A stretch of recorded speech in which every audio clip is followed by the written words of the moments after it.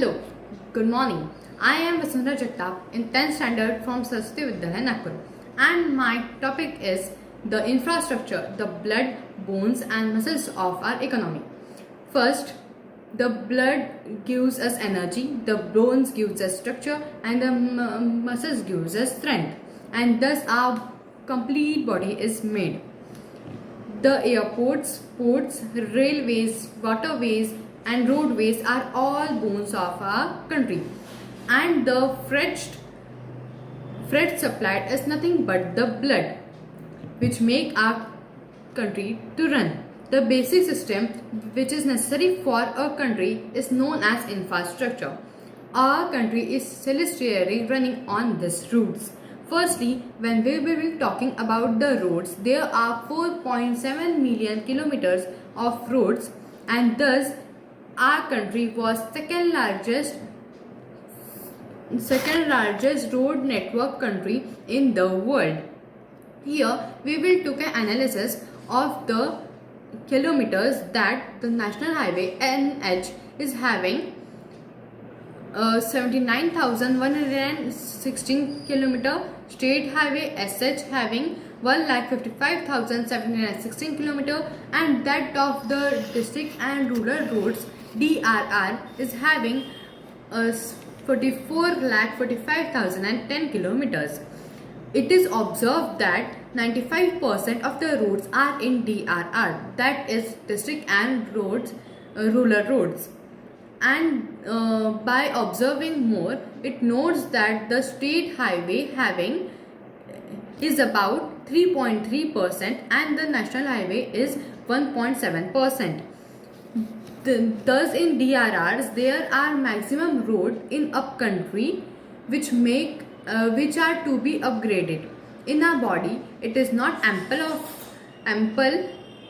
if the arteries and veins works well, but if the capillary disperse is not good, our whole body will not able to take blood. Just like this, the rural roads are just like capillary blood vessels. PURA, providing urban facilities to rural areas, is a physical connectivity which connect nearby state highway or national highway by airports or railway station. There are some targets prefer. Firstly, national highway should complete 50 km per day. Secondly, state highway should complete 100 km per day. Thirdly, rural road should complete 1000 km per day. Now let's take a glance towards railways. There are 67,956 km of total route network. Indian Railway runs 13,169 passenger daily and runs at the average speed of 50.6 km per hour. Now moving towards the ports. India was the second largest country for trading by seaports. ANIBEF reports that on port cargo traffic FY 2020 was about 73.61 MMT. There are 12 major ports and 212 non-major ports. Ports are classified into two: central government ports and non-central government ports. The area near the seaports are increasing day by day by their economy. Now let's take a fly towards railways. Railways are really making a noticeable change, as in 2000 the operational airports was 50 and now in 2021 the operational airports are 4,464 airports. Not only freight but also the tourism business is increasing by this airways, which this area is uplifting and making a great support to our Indian economy. Now we will shift to our waterways.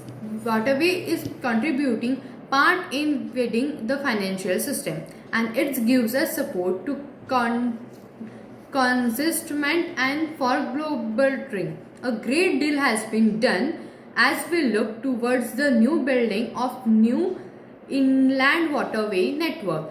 It is really a large purpose and it needs much more lesser energy consuming as per unit. Thus, to conclude, all the elements from smallest to largest is necessary uh, for assembling a great infrastructure of our country. At last, but not least, a beautiful thought by Dr. APJ Abdul Kalam. You cannot change your future, but you can change your habits, and surely your habits will change your future. Thank you.